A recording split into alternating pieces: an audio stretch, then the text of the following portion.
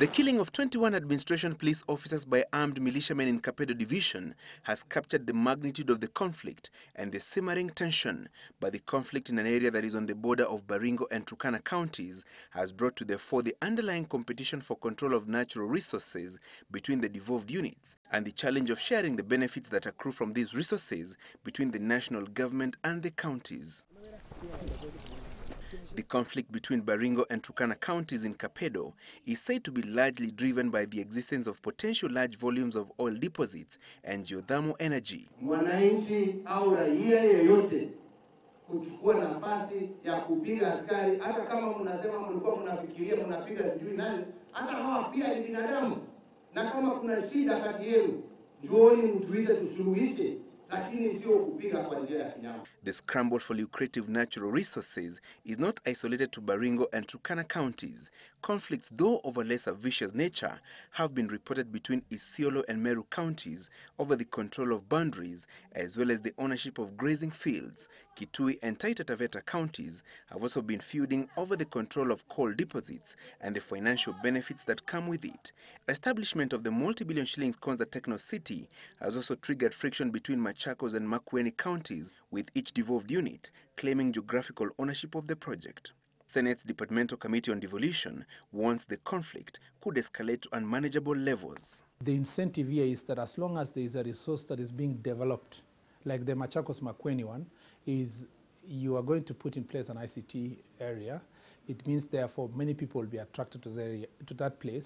There will be many developments taking place, and then property taxes will have to be collected by one of the counties. Now that becomes a source of conflict. The 47 counties were settled on as a political compromise by the Parliamentary Select Committee that midwifed the processing of a new constitution in 2010. The counties were based on the districts that were established after Kenya's independence that were largely administrative units.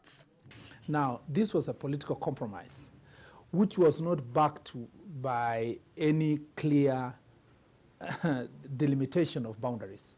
Yeah? And remember, this is a country where communities are transcending even the specific county. Senate is still debating the Natural Resources Benefit Sharing Bill of 2014, sponsored by nominated Senator Dr. Agnes Zani. The bill seeks to establish a system of sharing benefits from exploitation of natural resources between the exploiters, the national government, the county governments and local communities. This includes petroleum, natural gas, minerals, forest resources, water resources, wildlife resources and fishery resources. The bill proposes that sharing of benefits derived from the natural resources must be guided by transparency and inclusivity, revenue maximization and adequacy, efficiency and equity, accountability and participation of the people, rule of law and respect for human rights. If you want to face these people, for me the most lasting solution is to lift the life standards of the people in these areas to a level where insecurity is also a threat to themselves.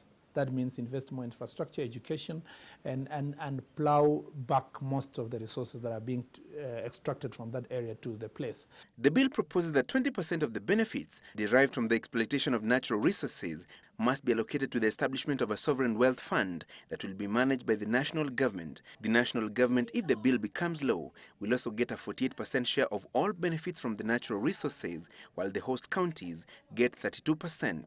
At least 40% of the benefits allocated to the counties must be set aside for local community projects. And should the national resources be co-shared by 2 or more counties, the bill proposes an inter-county benefits sharing formula that must consider the contribution of each county, among other factors.